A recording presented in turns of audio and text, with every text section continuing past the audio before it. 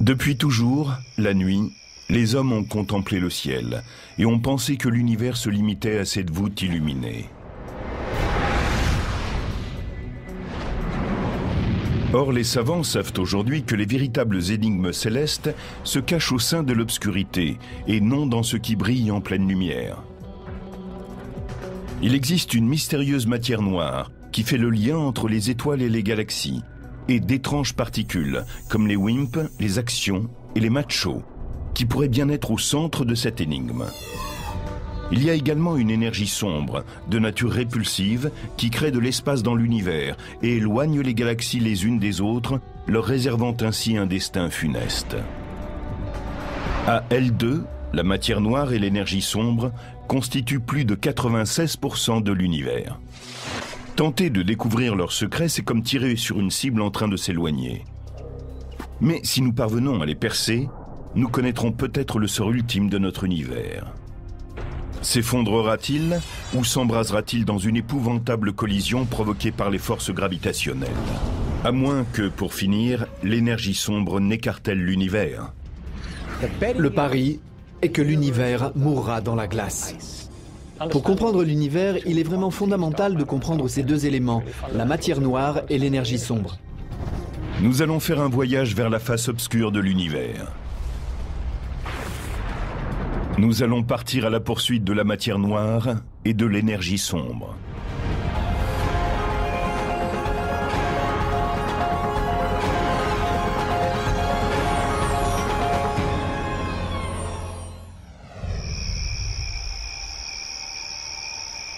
La matière noire ne ressemble à rien de ce que nous connaissons sur Terre. À chaque seconde, des milliards de ces étranges particules traversent tout ce qu'elles rencontrent.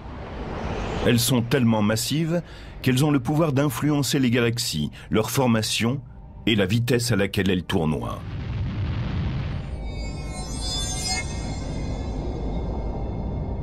Invisible, la matière noire est partout présente, ou en tout cas, c'est ce qu'il semble. Les scientifiques n'ont pas encore la preuve directe de son existence. Ils ont de nombreux soupçons, mais pas de réponse tangible. Et il n'est pas facile d'observer ce qu'on ne voit pas. Elle n'émet pas de lumière et elle n'en absorbe pas. Elle n'a aucune interaction avec la lumière. Elle ne brille pas et on ne peut pas la voir facilement dans l'obscurité. Mais elle est là. Les spécialistes en sont certains. Tous les manuels de la planète disent que l'univers est constitué d'atomes et de particules subatomiques. Eh bien, ils sont tous dans l'erreur. Et nous allons descendre sous terre pour en faire la preuve. Quand les gens entendent parler de cette matière invisible qu'on appelle la matière noire, ils disent « C'est ça, oui, prouvez-moi qu'elle existe ». Nous sommes à Soudan, dans le Minnesota, à 300 km des grandes villes illuminées. C'est l'endroit parfait pour traquer la matière noire, mais pour d'autres raisons que celles auxquelles on pense au premier abord. On pourrait croire que nous allons observer le ciel pour apercevoir la matière noire, car après tout, c'est de là qu'elle vient. Au contraire, nous allons mettre nos casques et descendre dans cette mine.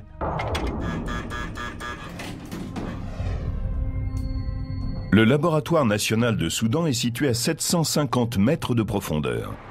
Cette ancienne mine de fer désaffectée a été transformée en établissement de recherche.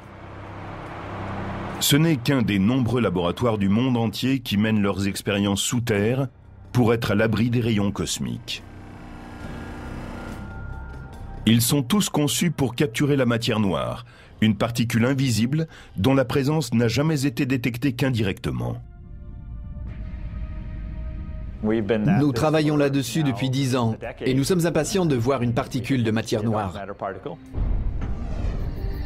Cette traque a débuté il y a presque un siècle, quand les astronomes ont eu à leur disposition des instruments performants pour observer le ciel nocturne. Et les questions ont commencé. Dans les années 1920, avec le développement de la technologie, on a enfin pu s'occuper de petits objets flous que les savants avaient remarqués dans leurs télescopes. On a pu élucider leur nature et imaginer ce que c'était. Edwin crée un choc lorsqu'il affirme alors que l'univers ne se limite pas à la seule Voie lactée. On s'est rendu compte que ces petits objets flous étaient tout simplement des galaxies, autres que la Voie lactée. Pendant que les astronomes découvraient de nouvelles galaxies, un savant de Caltech, Fritz Zwicky, observait un superamas de galaxies voisin de la Terre, le superamas de Coma, et remarquait une chose étrange. En mesurant les mouvements qui se produisaient dans le superamas de Coma, il a obtenu une estimation de sa masse dynamique. Puis il l'a comparée à la masse qu'il aurait dû obtenir selon ses observations d'autres galaxies. Quelque chose clochait. Les galaxies se déplaçaient trop vite à l'intérieur de l'amas par rapport à la quantité d'éléments lumineux qui s'y trouvaient. D'après ses calculs, il aurait dû trouver une masse dynamique lumineuse 160 fois plus importante, étant donné la vitesse des galaxies dans l'amas. Un autre élément influençait donc leur mouvement. Mais quoi ? Il a analysé ces mouvements et en a conclu que l'amas ne pouvait pas être stable, à moins qu'une importante quantité de matière noire ne soit présente. En 1933, il était un des premiers à saisir le rôle de la matière noire, qu'il appelait alors la matière manquante. La matière noire était donc une masse invisible qui, par son attraction gravitationnelle, était capable dans un amas d'affecter la vitesse de galaxies entières. Certes, il s'agissait là d'une idée révolutionnaire, mais cette découverte est restée largement ignorée. Je pense qu'on a pris Zwicky au sérieux, mais que simplement on n'en a tiré aucune conclusion. À l'époque, on commençait à explorer l'univers. Dans les années 20, on s'apercevait tout juste qu'il existait d'autres galaxies que la nôtre. Mais on ignorait encore s'il s'agissait de simples galaxies, d'étoiles, de gaz ou de poussière invisible, ou encore si on était devant quelque chose de complètement différent. Les observations de Zwicky étaient basées sur les mesures de masse qu'il avait effectuées sur les étoiles et les galaxies. Mais comment peser des objets qui se trouvent dans l'espace ? On ne peut pas prendre le Soleil et le placer sur une balance, mais on peut mesurer la vitesse à laquelle les planètes tournent autour de lui. Et plus il y a de matière dans le Soleil, plus les planètes doivent accélérer pour rester sur leur orbite. Newton et Einstein ont dit tous deux que plus la masse d'un objet était importante, plus son attraction gravitationnelle était forte. Et plus un objet est loin du centre, plus il avance lentement sur son orbite, puisque l'attraction gravitationnelle diminue. Selon la théorie de la relativité générale d'Einstein, ou même selon la loi de la gravitation de Newton, les galaxies sont poussées les unes vers les autres. Ainsi le Soleil agit-il dans le système solaire. Sa masse attire Mercure plus vite que Pluton, parce que Mercure est plus proche du Soleil. Comme c'est le cas pour une galaxie, on s'attendrait à ce que plus les objets sont loin, plus ils se déplacent lentement pour poursuivre leur orbite. Mais cela ne correspond pas aux observations de Zwicky, ni à celles effectuées par la jeune scientifique Vera Rubin 50 ans plus tard. Celle-ci examine les courbes de rotation de galaxies spirales similaires à la Voie lactée. Et tout comme Zwicky, ce qu'elle constate lui semble étrange. Vera Rubin s'est aperçue qu'en fait, en s'éloignant, la vitesse du gaz et des poussières en orbite restait constante. Prenons une comparaison. Si une ville est une galaxie et que chaque voiture correspond à une planète ou une étoile, eh bien, malgré l'importance de la circulation, chaque voiture circulera autour de la ville à la même vitesse. Cette vitesse de rotation constante, en dépit de la quantité d'objets en circulation, est exactement ce qu'a observé Vera Rubin. Pour que les régions extérieures de la galaxie tournent aussi rapidement, il fallait qu'elles contiennent une masse beaucoup plus importante pour ne pas être disloquées. La seule façon de résoudre le paradoxe de ces galaxies qui tournent 10 fois trop vite, c'est de supposer qu'un halo de matière invisible les entoure et préserve leur intégrité. La matière noire serait présente dans les galaxies et elle aurait une masse suffisante pour que la vitesse de rotation demeure constante. Imaginez que je sois la matière noire. Cette balle est une étoile qui tourne autour de moi car ma force gravitationnelle la maintient en place. Même si vous ne pouviez me voir, vous sauriez que quelque chose est là, car sinon l'étoile filerait en ligne droite. Il y a forcément un élément qui exerce sa force gravitationnelle et nous en déduisons ainsi l'existence de la matière noire. Vera Rubin a estimé qu'il y avait 10 fois plus de matière noire que d'éléments lumineux. Depuis, nous avons analysé des centaines de galaxies et elles sont toutes bâties sur le même modèle. Elles tournent trop vite par rapport à ce qu'elles sont, elles ont donc besoin de matière noire pour rester ensemble. Cette fois, les scientifiques ont porté leur attention sur ce phénomène et ont commencé à se demander ce qu'était cette matière noire. Mais comment repérer dans l'espace un élément invisible? Il leur fallait découvrir où la matière noire se cachait dans l'univers. Et même s'ils ne peuvent la voir, ils se sont aperçus qu'elle révélait sa présence en déviant la lumière qui la traversait. On appelle cela une lentille gravitationnelle ou mirage gravitationnel. Il s'agit d'un rayon lumineux virtuel qui révèle la matière invisible dans l'univers. Elle est comme toute matière. Elle est capable de dévier un rayon lumineux. C'est ainsi que la lumière peut être déviée de sa route par la matière noire. En retraçant le chemin parcouru par la lumière, la lentille gravitationnelle a détecté de la matière noire, concentrée dans les halos des galaxies. Elle a démontré son efficacité et révélé soudain la présence de matière noire. Cette technique de lentille gravitationnelle est la plus précise. Elle nous permet non seulement de connaître la quantité exacte de matière noire, mais aussi la façon dont elle est répartie dans le ciel, puisque nous pouvons mesurer la distorsion des rayons lumineux qui la traversent. Comment savez-vous que vos lunettes se trouvent là?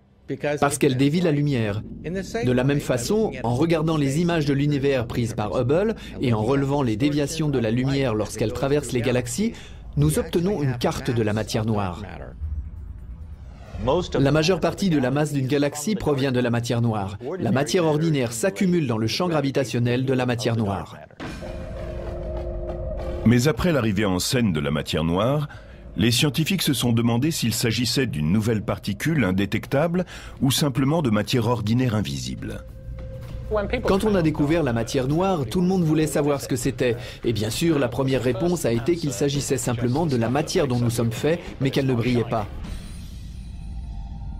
Les spécialistes ont donc commencé par se tourner vers les objets dans l'univers qui n'émettaient pas de lumière. On a pensé aux trous noirs. Ils n'émettent pas de lumière, peuvent attirer à eux de la matière et être détectés par l'antillage gravitationnel. Cela pouvait prendre la forme de trous noirs ou de macho, qui sont à la base de petites étoiles sombres qui n'émettent pas beaucoup de lumière.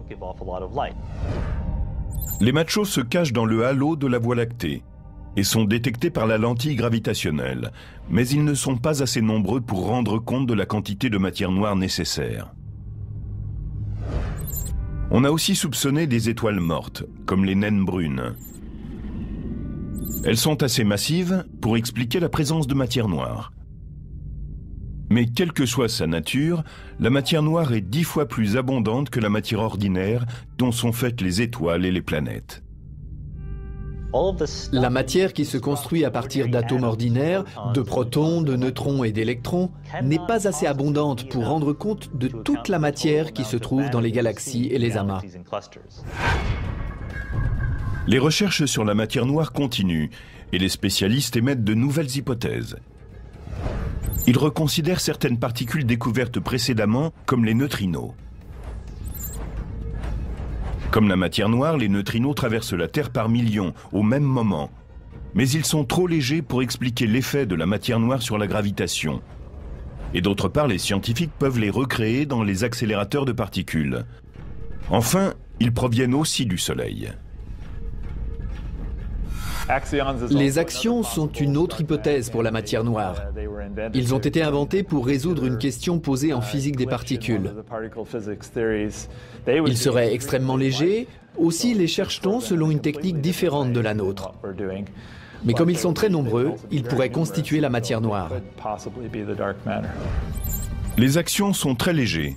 On pense qu'ils ont été créés au moment du Big Bang, tout comme la matière noire. Mais en théorie, ils pourraient se changer en protons alors que la matière noire est stable. Après avoir épuisé toutes les hypothèses, de nombreux chercheurs pensent que la matière noire est faite de particules qui ne ressemblent à rien de ce que l'on connaît et que des milliards d'entre elles nous traversent à chaque seconde. Avant d'avoir découvert la matière noire, les savants pensaient que l'univers n'était fait que de protons, de neutrons et d'électrons. les éléments qui constituent tout ce qui existe sur Terre. Nous savons qu'il y a une masse, et nous voilà avec quelque chose que nous n'avons pas encore détecté. Mais le candidat idéal pour former la matière noire doit avoir certaines propriétés physiques qu'aucun des précédents suspects ne possédait. Nous savons que la matière noire est une substance assez lourde. Nous savons qu'elle ne bouge pas très vite et que nous ne pouvons pas la voir. Les particules de matière noire ne se déplacent pas à la vitesse de la lumière et elles n'entrent pas vraiment en interaction avec vous ou moi, ni avec quoi que ce soit. C'est pour cela qu'il est tellement difficile de les localiser. Elles n'entrent pas en interaction avec la matière ordinaire, sauf à travers la gravitation. Si j'avais de la matière noire dans la main, elle aurait un certain poids, mais avant tout, elle se dissoudrait à travers mes doigts. Rien de ce que nous connaissons dans le domaine de la physique des particules ne peut correspondre à la matière noire. Comme un homme invisible traverse les murs, des milliards de particules de matière noire traversent la Terre au même moment sans jamais entrer en collision avec la matière ordinaire. L'idée générale est que la matière noire pourrait être constituée de ce qu'on appelle des WIMP. WIMP est un acronyme de Weakly Interacting Massive Particles. Particules massives interagissant faiblement. Elles n'ont jamais été détectées, mais leurs caractéristiques en font un candidat idéal pour la matière noire. Au laboratoire de Soudan, l'équipe Fermilab est allée sous terre, bravant des milliers de chauves-souris, pour essayer de capturer une particule WIMP. L'opération s'appelle CDMS, Cryogenic Dark Matter Search, ou recherche cryogénique de la matière noire. Jusqu'à sa fermeture en 1962, c'était une mine de fer ici. Nous sommes à 800 mètres sous terre. Fermilab a conçu une machine qui, à des températures en dessous de zéro, peut repérer une particule de matière noire qui la traverse. Son détecteur utilise des cristaux de germanium, un métalloïde dense bourré d'atomes. C'est un bloc très pur de germanium. À sa surface, il y a un réseau de minuscules thermomètres capables de détecter une particule qui traverserait ce morceau de germanium de la taille d'un pallet de hockey. En ce moment même, la matière noire ruisselle à travers nous sans rien nous faire. De temps en temps, elle heurte le noyau d'un atome. C'est la signature que nous espérons voir. Pour obtenir un choc de matière noire bien propre, Fermilab devait filtrer le magma qui venait de l'espace. Si nous avions gardé toutes les particules qui passaient par là, cela aurait vraiment été comme chercher une aiguille dans une botte de foin. Dans cette expérience, Fermilab capte toute la matière qui traverse le détecteur. Mais moins il y aura de saleté dans l'air, plus il sera facile de détecter une particule de matière noire. Comme celle-ci n'entre pas facilement en interaction avec les protons et les électrons ordinaires, on a gelé les palets de germanium à une température en dessous de zéro. Si une particule de matière noire traverse et frappe un noyau, la température du cristal changera très légèrement. C'est cette toute petite modification que nous cherchons et qui signalera le passage d'une particule de matière noire. 16 palets de germanium sont placés dans une salle blanche, une pièce vidée de la quasi-totalité des particules qui l'occupaient.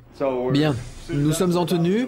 Nous allons entrer dans la salle d'expérience qui est une salle blanche de classe ISO 7. Nous mettons cette combinaison pour n'apporter aucune poussière qui interférerait dans l'expérience. Allons-y. Nous avons des compteurs à scintillation qui captent toutes les particules d'un rayon cosmique qui arrivent ici sous terre. Et voici un réfrigérateur à dilution qui maintient notre expérience légèrement au-dessus du zéro absolu. Et là, se trouve le germanium et des détecteurs en silicium. Nous attendons simplement qu'un WIMP, une particule de matière noire, descende à cette profondeur et frappe un des cristaux en silicium ou en germanium qui sont à l'intérieur. Depuis bientôt 2 ans, Fermilab s'est installé dans cette mine pour essayer de capturer de la matière noire. C'est beaucoup plus difficile qu'il n'y paraît. Bien que des milliers de particules traversent la Terre à chaque instant, il y a une chance sur 1 million que de la matière noire entre en contact avec de la matière ordinaire. Saisir une particule de matière noire en train de frapper un atome de germanium, c'est comme pour un archer tenter de frapper une cible qui s'éloigne à 1 kilomètre. Ces voyants verts indiquent que des particules traversent les détecteurs en silicium et en germanium. Il est presque certain qu'on a là toutes les particules de base, mais peut-être aussi un WIMP caché quelque part. Nous ne le saurons qu'après avoir analysé les données. Traquer la matière noire est un travail fastidieux. Chaque jour, l'équipe de Fermilab établit des rapports pour le labo souterrain, analyse les données et perfectionne son niveau de ping-pong en attendant le choc qui attestera de l'existence de la matière noire. Malgré tous ses efforts et sa patience, Fermilab, pas plus qu'un autre labo, n'a encore détecté une particule de matière noire. Malheureusement, nous n'avons vu aucune particule de matière noire jusqu'à présent.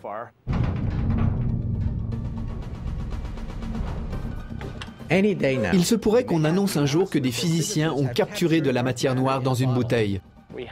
Nous avons une hypothèse qui semble expliquer l'univers dans lequel nous vivons. Mais le fait est que nous n'avons pas encore détecté cette particule froide de matière noire.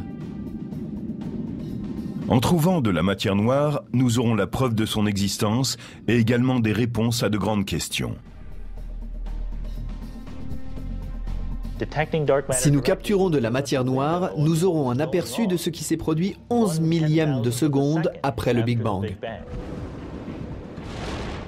En découvrant ce qu'est la matière noire, les scientifiques espèrent comprendre comment l'univers a évolué au tout début de son existence. La matière noire n'est pas seulement un élément mystérieux de l'univers. Elle est fondamentale pour comprendre pourquoi nous sommes là. Sans elle, il aurait été difficile que naissent les galaxies, puis le système solaire, et enfin la vie sur Terre.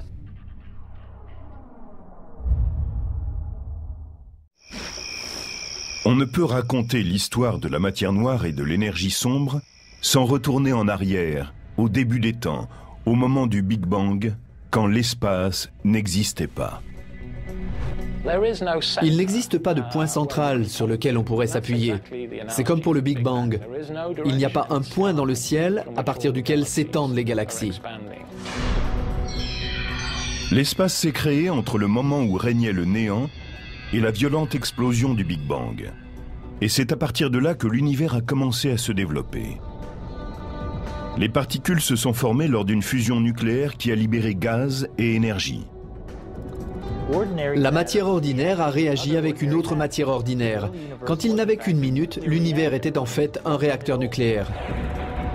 Et 380 milliers d'années plus tard, des particules ont commencé à s'agréger pour créer le terreau, d'où naîtront ensuite les étoiles et les galaxies. Les éléments les plus importants se sont encore développés et la gravitation a commencé à exercer sa force et à rassembler les objets. Aujourd'hui, les scientifiques ont compris que la matière noire avait été créée au moment du Big Bang. Et elle a joué un rôle essentiel pour que la matière ordinaire s'agrège et forme les étoiles et les planètes. Comme les poutrelles d'acier utilisées sur les chantiers, les particules de matière noire qui se déplacent lentement ont servi d'échafaudage sur lequel la matière ordinaire est venue s'accrocher. Comme elle est froide et peu interactive, nous pensons que la matière noire s'est rassemblée très lentement sous l'effet de la force gravitationnelle et qu'ainsi se sont créés les germes autour desquels la matière ordinaire s'est agglomérée pour former les galaxies. C'est un réseau cosmique, une toile d'araignée où des filaments de matière noire se croisent comme dans un échafaudage. C'est en ce sens que la matière noire constitue la structure, le bâti des galaxies lumineuses et que nous pouvons les voir sans difficulté. Les galaxies sont comme les lumières des sapins de Noël. Elles ne sont pas l'arbre lui-même, mais des éléments visibles de très très loin. En réalité, la galaxie est un grand halo dont la majeure partie nous est invisible. Nous en voyons les petits éléments lumineux que sont les étoiles et les planètes qui se sont rassemblés au centre de ce vaste halo qui est pour l'essentiel de la matière noire. Les scientifiques se sont longtemps demandé pourquoi les galaxies s'étaient formées dans l'espace selon des modèles apparemment aléatoires.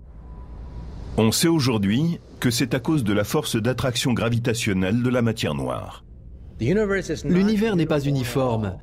Il s'y trouve des vides, des amas, et il semble aussi comprendre des régions entières qui sont comme des bulles.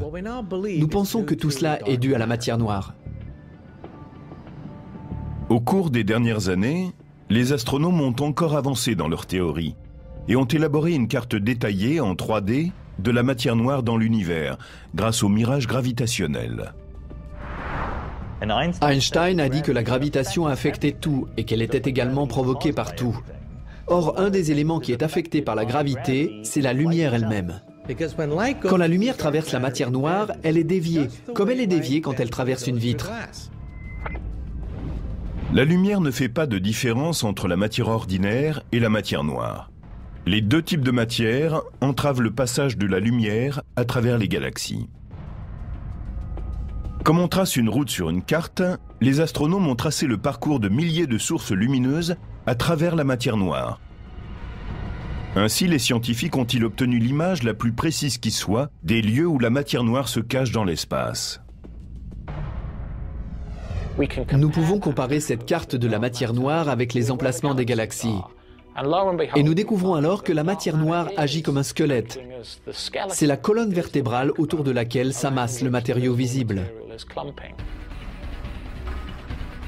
En établissant la carte de l'univers, les astronomes peuvent aussi remonter dans le temps et en déduire la quantité de matière créée au moment du Big Bang. Si on connaît la configuration actuelle de l'univers, et quand il ne faisait que la moitié de cette taille et la moitié de cette moitié, on peut en déduire la quantité totale de matière dans l'univers. Cela nous donne une autre possibilité d'établir ce que nous pensons être la quantité globale de matière noire dans l'univers. On estime que la matière noire constitue 23% de l'univers, alors que la matière ordinaire n'en fait que 4%. Il y a nécessairement beaucoup de matière noire quand on voit la force de gravitation qui opère dans ces amas de galaxies. Mais de quoi sont constitués les 73% restants de l'univers? Les spécialistes ont été stupéfaits en découvrant qu'une mystérieuse énergie sombre dominait l'espace et que son énergie répulsive éloignait les galaxies les unes des autres.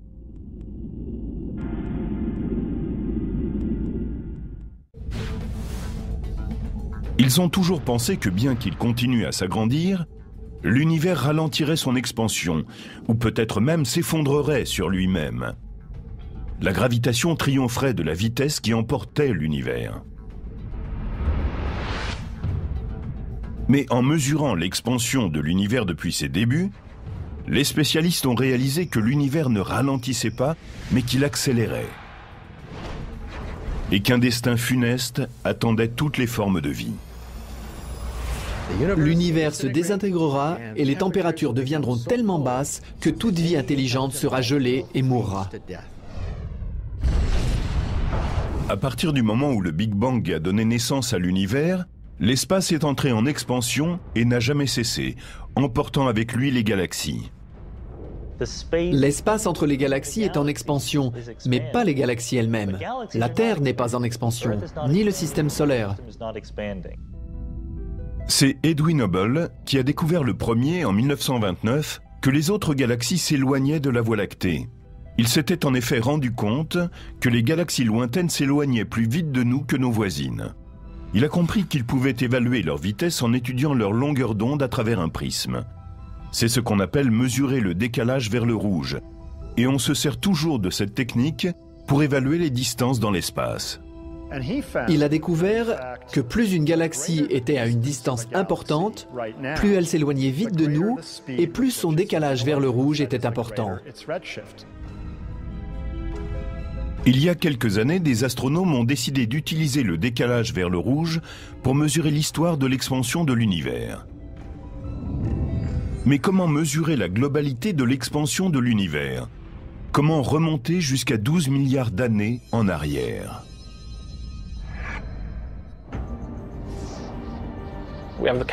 Nous avons la capacité de remonter dans le temps pour observer directement le passé, tout comme un géologue observe les couches du Grand Canyon et peut remonter dans l'histoire en descendant vers les strates de plus en plus basses.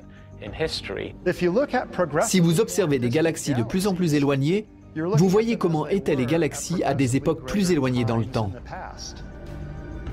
Pour mesurer l'histoire de l'expansion de l'univers, les scientifiques ont utilisé les supernovas de type 1A comme chandelle standard. Un exemple de chandelle standard pourrait être une ampoule de 100 watts. Si vous en disposez plusieurs autour d'une pièce à différentes distances, vous observerez que les plus éloignées paraîtront moins brillantes et les plus proches plus lumineuses. Les supernovas de type 1A sont éclatantes partout, tout le temps, et où qu'elles apparaissent dans l'espace. Une supernova est l'explosion monumentale d'une étoile en fin de vie. Elle fait alors un grand boom. Cela se produit quand une étoile, comme une naine blanche, est en train de mourir, qu'elle se lance dans une sorte d'échappée nucléaire et se fait littéralement sauter en 1000 morceaux. On trouve des supernovas de type 1A dans des galaxies très lointaines. Elles semblent très peu lumineuses. Ensuite, on les compare avec des supernovas de type 1A issus de galaxies proches, dont la distance a été mesurée par différentes techniques. Dans les années 1990, deux équipes différentes ont commencé à mesurer la vitesse de décélération de l'univers avec ces supernovas de type 1A. Mais pour les capturer lors de leur apparition, les astronomes ont dû placer l'univers sous surveillance. On peut comparer cela à la surveillance d'un casino. Les caméras sont branchées en permanence. La plupart du temps, elles ne trouvent rien d'intéressant, mais à l'occasion, elles tombent sur ce qu'elles cherchaient.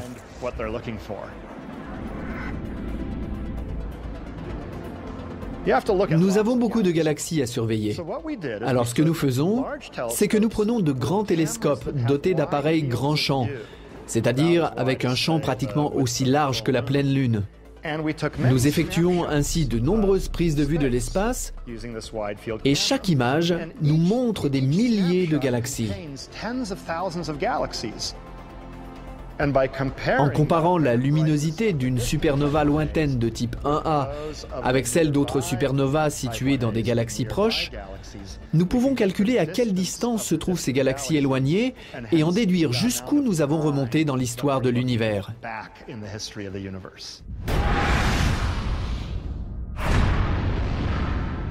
Deux équipes ont étudié les résultats des études effectuées avec 60 supernovas de type 1A, et elles ont été stupéfaites. L'univers ne ralentissait pas. Au contraire, son expansion allait de plus en plus vite. Nous nous attendions à ce que cette expansion ralentisse avec le temps, parce qu'après tout, toutes ces galaxies sont poussées les unes vers les autres. Nous avions tellement confiance. Nous allions mesurer la vitesse à laquelle l'univers ralentissait. Et nous avons eu la réponse contraire. L'univers ne ralentit pas, il accélère. Nous étions devant un grand mystère. C'est vraiment complètement fou. On s'apprêtait à découvrir un taux de ralentissement et au lieu de cela, nous avions une expansion encore plus rapide. C'était plutôt mauvais signe. Nous avions peur que notre résultat soit complètement faux. Nous avons revu tous nos calculs, nous avons vérifié les analyses. Dans chacune des deux équipes, des gens ont effectué des calculs et des analyses chacun de leur côté. Et tout le monde a fini par trouver le même résultat. Un des plus grands chocs de ces dernières années dans le monde de la cosmologie a été la révélation que notre univers accélérait. Cette force répulsive qui conduit l'univers a été appelée énergie sombre. C'est une énergie invisible que personne ne s'attendait à trouver ni ne comprenait. Cela suggère que très loin dans l'univers, il y a une force répulsive qui l'emporte sur la gravitation. Et l'énergie sombre a créé l'espace, emmenant dans son voyage les galaxies. Cette énergie qui semble emplir l'univers et accélérer son expansion avec le temps est maintenant connue sous le nom d'énergie sombre. Regardez, je lance une pomme, elle ralentit, mais l'énergie sombre la ferait accélérer dans son mouvement d'éloignement. Ainsi, on lance une pomme et elle s'éloigne de plus en plus vite avec le temps. Comme la pomme lancée dans l'espace pour l'éternité, les galaxies sont emportées au loin en même temps qu'ils se créent de l'espace.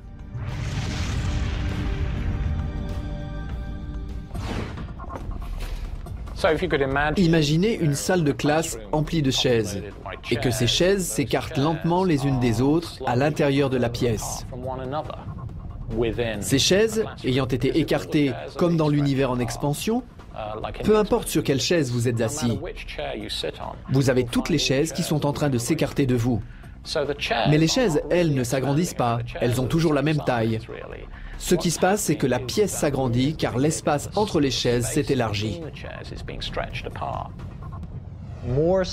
Il s'est créé davantage d'espace entre les galaxies. Ainsi, individuellement, gardent-elles la même taille dans un univers où l'espace est de plus en plus grand. L'énergie sombre est très différente de la matière noire. Elle ne se rassemble pas en amas, comme le font les galaxies, ou comme les étoiles qui se rassemblent en galaxies. On pense qu'elle est assez uniforme, car on retrouve la même accélération dans quelque direction que ce soit. Elle est probablement constante, bien que certains pensent qu'il pourrait y avoir une structure dans sa répartition et son influence. L'énergie sombre est l'énergie du vide, l'énergie du rien. Même le néant a de l'énergie. Elle sépare les galaxies et crée un univers en fuite. Il semble que l'énergie sombre et la matière noire soient en lutte depuis le début des temps. La science pense que l'énergie sombre a été créée en même temps que la matière noire au moment du Big Bang. Elle a toujours existé dans l'univers, mais les forces gravitationnelles de la matière noire l'ont contenue, ralentissant l'expansion de l'espace au cours des 9 premiers milliards d'années. Cela a changé il y a 5 milliards d'années, quand l'univers est devenu assez vaste pour que la matière noire soit dispersée à travers l'univers. L'énergie sombre a été alors moins affectée par la pression de la matière noire, et de ce fait, l'univers est entré en expansion à une vitesse accélérée.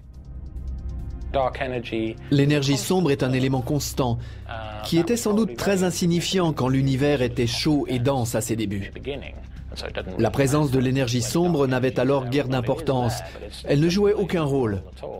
Ensuite, quand l'univers s'est refroidi et qu'il est devenu moins dense et plus vaste, la gravitation a perdu de son importance et l'énergie sombre a pris le pouvoir. C'est une propriété de l'espace que nous ne comprenons pas entièrement. Dans cet univers en expansion, les astronomes se sont rendus compte que l'énergie sombre avait gagné son combat contre la matière noire et avait amorcé une accélération il y a 5 milliards d'années. Il est arrivé un moment, il y a 5 milliards d'années, où l'énergie sombre a commencé à dominer la matière attractive de l'univers. Si on étudie la force gravitationnelle et le temps, on voit que l'attraction gravitationnelle décline avec le temps, tandis que la force répulsive, elle, augmente avec le temps. Il y a environ 5 milliards d'années, les deux courbes se sont croisées et c'est là que l'expansion de l'univers s'est accélérée.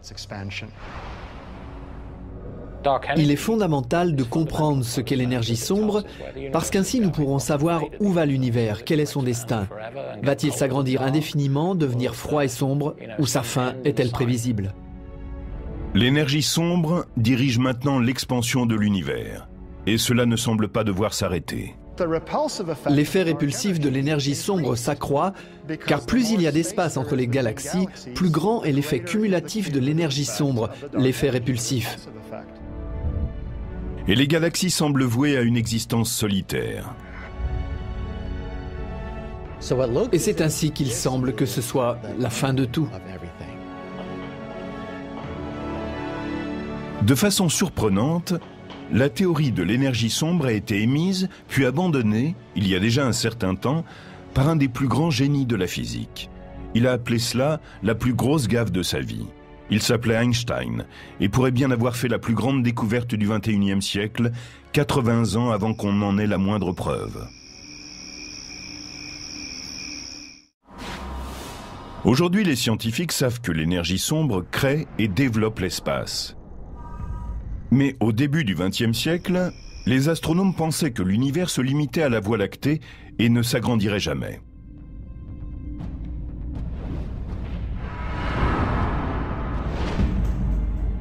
Einstein venait juste de concevoir sa théorie de la relativité, et il décida de la tester sur l'univers statique. Malgré tous ses efforts, il ne réussit pas à accorder son équation à l'univers statique. Ses calculs ont toutefois montré que l'univers doit soit s'agrandir, soit se contracter. Il s'est rendu compte que si on avait un univers lisse, où la matière était uniformément répartie, celui-ci devait, selon sa théorie, soit être en expansion, soit en contraction. Ainsi, Einstein a proposé une énergie répulsive qui maintiendrait l'univers en équilibre avec la force attractive de la gravitation. Il a appelé constante cosmologique cette énergie constante qui assurerait l'équilibre de l'univers.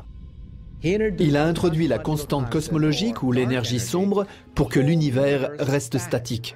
Quand Hubble a annoncé que l'univers était en expansion, la théorie de constante cosmologique d'Einstein a semblé erronée et il a déclaré que c'était la plus grosse gaffe de sa vie. Il s'avère aujourd'hui que l'énergie sombre, concept qu'il avait abandonné dans les années 20, est en fait la force dominante qui écartèle l'univers. Cette fameuse gaffe d'Einstein nous apprendra peut-être si notre univers doit périr par le feu ou la glace. Et le pari est qu'il mourra dans la glace.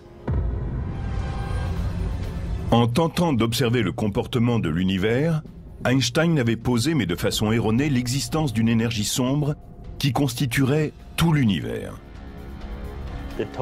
La quantité globale de matière ordinaire et de matière noire ne suffit pas à expliquer la courbure dans l'espace que nous avons observée. Comme lorsqu'on regarde l'horizon sur Terre, l'univers est tellement vaste que la courbure de l'espace apparaît plate. Si on ajoute la matière ordinaire, la matière noire et l'énergie sombre, on obtient une prévision pour la courbure de l'espace. Et il s'avère qu'on tombe en plein dans le mille. On a trouvé la bonne réponse. Aujourd'hui, les données satellites ont révélé que 73% de la matière-énergie contenue dans l'univers était de l'énergie sombre. Celle-ci, appelée à une certaine époque la gaffe d'Einstein, est maintenant reconnue comme étant la force dominante de l'univers. Sa gaffe est une de nos grandes découvertes.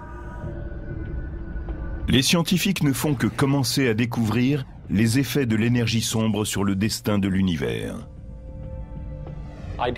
Idéalement, nous aimerions mesurer comment agit l'énergie sombre quand l'univers vieillit.